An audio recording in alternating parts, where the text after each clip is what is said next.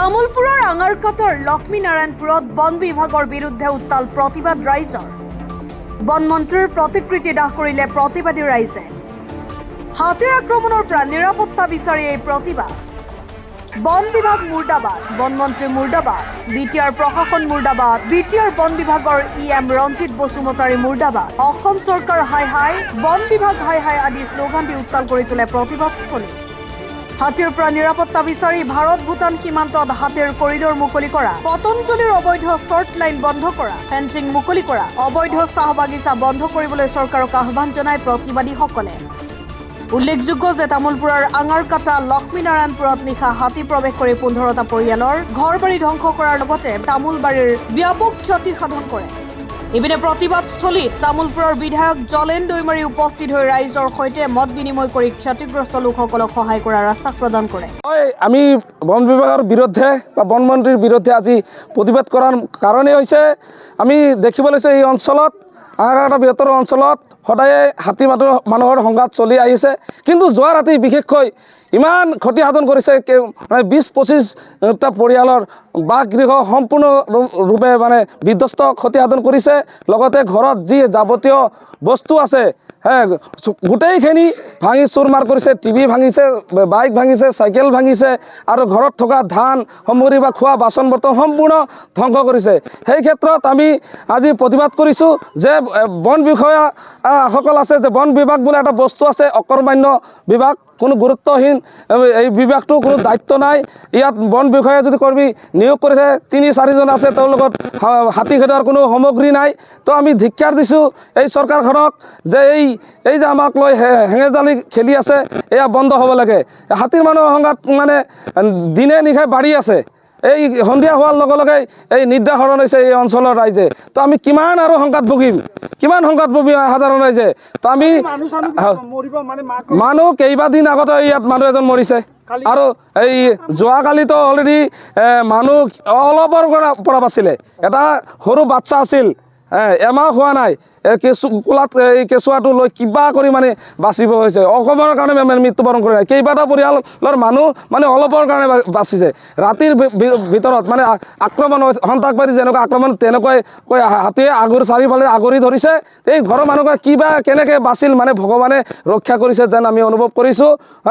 তো বন বিভাগ যদিও আছে, ইয়াত মোটামুটি 200ৰ ওপৰত মানে জাকটোত আছে।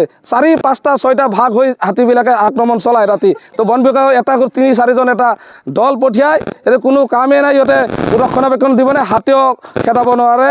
তো আমি বন বিষয়া তথা অসম চৰকাৰ, বিটিআৰ চৰকাৰ অনুৰোধ জনাইছোঁ, অনতিপলমে এই হাতী মানুহৰ সংঘাত যি অন্যায় কৰি আছে এই সাধাৰণ ৰাইজৰ ওপৰত, এইটো বন্ধ হোৱাৰ সম্পূৰ্ণ ব্যৱস্থা কৰিব লাগে।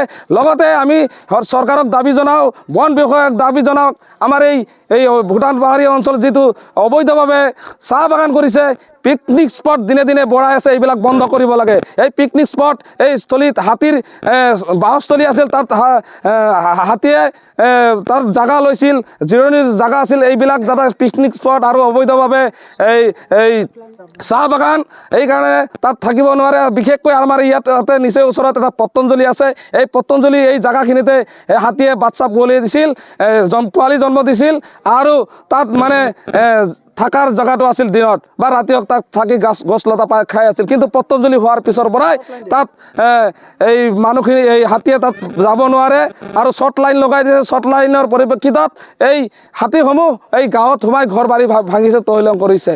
তো আমি বন মন্ত্ৰী তথা অসম চৰকাৰ, বিটিআৰ চৰকাৰক আমি অনুৰোধ জনাইছোঁ, অনতিপলমে এইকেইটা অবৈধভাৱে যিবিলাক আছে, পতঞ্জলিৰ যে শ্বৰ্ট লাইন হওক বা পিকনিক স্পট বা এই অবৈধভাৱে যি চাহ বাগান খেতি কৰিছে, ফেন্সিং বেৰা চেৰা দি নিজাববীয়াকৈ শ্বৰ্ট লাইন লগাই দিছে, হাতীয়ে তাত বিচক্ষণ কৰিব নোৱাৰে, এইবিলাক বন্ধ হোৱাৰ আমি দাবী জনাইছোঁ। ৰাতি নহয়, দিনত 3টা বজাত হাতী ওলাইছে।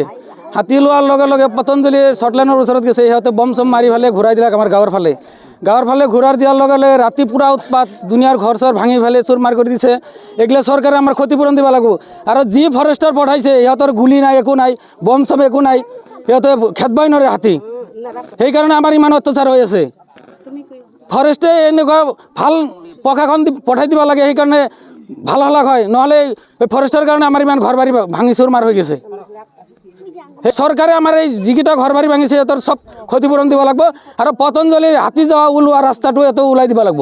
হাতীখিনি পাহাৰত নাযায়, তাৰমানে বাগানে মেনকা বাগানে সিহঁতৰ জংঘলটো চাফা নকৰে, আমাৰ গাঁৱৰ পৰা যাই কেনে জংঘলত সিহঁতে ঠাই লয়। এতিয়ালৈকে এই মেনকা বাগানত হাতীকেইটা চব 150-200 হাতী আছে। কৈছিল মানে আমি সন্ধিয়াৰ পৰাই হাতী আহি আছে পাছত আমি টোপনি যোৱা নাছিলোঁ। পাছত ঘৰত সোমাই আছোঁ, হাতী আমাৰ ঘৰত আহি পেলাই আমাৰ ঘৰৰ লগত এক ঘৰ ভাঙছে আৰু আমাৰ বেৰাটো ভাঙছে আৰু চুকেছ আছিল তাৰে পৰা পৰি পেলাই চুকেছখনো ভাঙছে। পাছত আমাৰ ঘৰ চৰ ভাঙি পেলাই মই অলপৰ কাৰণে হাতীৰ লগ পোৱা নাই মোক, মই কিবা কাৰণে দাউৰি পেলাই পাছত হাতীৰ পৰা ৰক্ষা পাইছোঁ। আৰু এইটো ঘৰত আগতো কৈছিলোঁ আৰু আগৰ পৰা হাতীৰ উৎপাত আছিল, কিন্তু এনেকুৱা অত্যাচাৰ কৰা নাছিল। পাছত এই পতঞ্জলিৰ মানুহে হাতী ওলাই যোৱা ৰাস্তাত শ্বৰ্ট লাইন দিছে, শ্বৰ্ট লাইন দিয়াৰ কাৰণে হাতী ওলাই যাব নোৱাৰে। পাছত ইফালে বস্তিত সোমাই আমাৰ ঘৰ চৰ ভাঙি পেলাই আমাক মানুহ পাৰিলেতো মাৰি দিব, মানুহৰতো ভয়, মানুহ কেনেকৈ যে পলায় আৰু ইমান ঠাণ্ডাত আমাৰ ভৰি হাতত তত নোহোৱা হৈ গৈছোঁ। চাইছোঁ বহুত দুখ লাগিছে মোৰো, যিহেতু 10 মাহীয়া বাচ্চা থকা এটা ঘৰ, এইটো একমহীয়া ঘৰ, বাচ্চাৰ ঘৰ, ইয়াত আজি ৰাতিত এটা ঘৰৰ পৰা বাহিৰত ওলাব লগা হৈছে, হাতীয়ে সম্পূৰ্ণ ঘৰ ভাঙি দিছে। আজি ঠাণ্ডা দিন হয়, বহুত ঠাণ্ডা পৰিছে এতিয়া, মই চাইছোঁ কাপোৰ চাপোৰ চব নষ্ট হৈছে। মই ইহঁতক ঠাণ্ডাৰ কাৰণে আমাৰ কম্বল চম্বল মই দি দিম আৰু বহুতৰ খাদ্য খাৱাৰ কাৰণে এতিয়া চাউল নাই কিবা নাই অলপ মোক জনাইছে, এই হিচাপে মই চাউল দালি যি পাৰোঁ আৰু কম্বল চম্বল লগতে অলপ ব্যৱস্থা কৰি দিম। News desk report, global NE 24/7।